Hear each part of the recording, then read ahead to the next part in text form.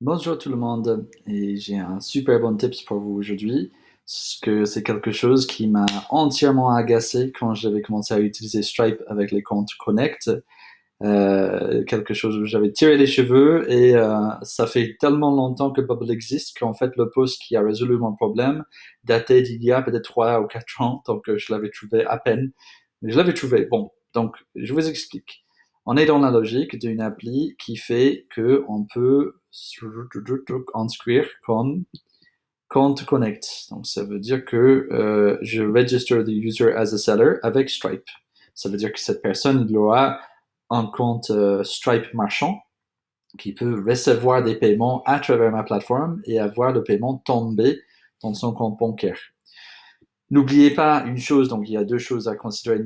N'oubliez pas que le Stripe plugin de Bubble, il ne fait que ce qu'on appelle le Stripe Connect standard, qui veut dire que chaque utilisateur qui passe cette étape-là, qui est donc ça c'est le plugin standard de Bubble, il doit créer son propre compte Stripe. Ça serait lié à votre compte Stripe, parce qu'il y aura le code Connect, l'identifiant Connect, mais quand même, il faut qu'il passe les étapes et à la fin, il aura un compte Stripe avec un nom d'utilisateur et mot de passe et qui peut aller gérer ses propres paiements et tout ça depuis son compte Stripe. Donc, considère ça comparé à Stripe.js2 où il y a la possibilité de faire Stripe Express. Et Stripe Express, c'est votre plateforme Bubble qui va gérer toutes les différentes étapes de validation d'un compte Connect.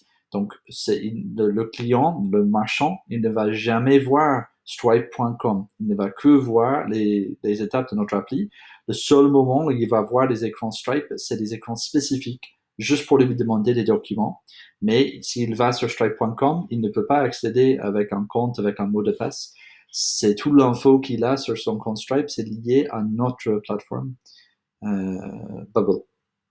Par contre, en jouant récemment, j'avais vu que le Stripe Express, ça semble que ça ne fonctionne pas pour le moment avec Stripe.js2 quand on est en France. Et je ne sais pas exactement pourquoi. J'imagine que ça a quelque chose à faire avec le compliance, SCA, je ne sais pas plus quoi.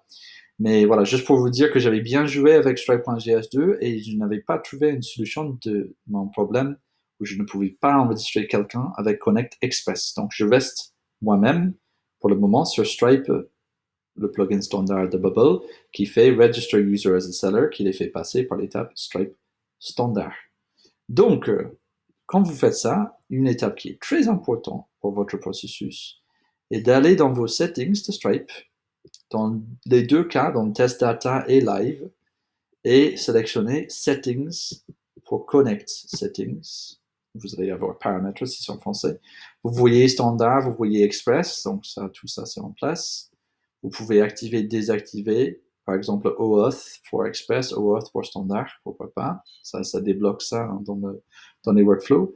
Mais une partie qui est très importante, c'est de ne pas oublier d'ajouter le URI, donc où l'utilisateur est renvoyé après qu'il est dirigé vers Stripe, où il est renvoyé après pour revenir vers votre plateforme.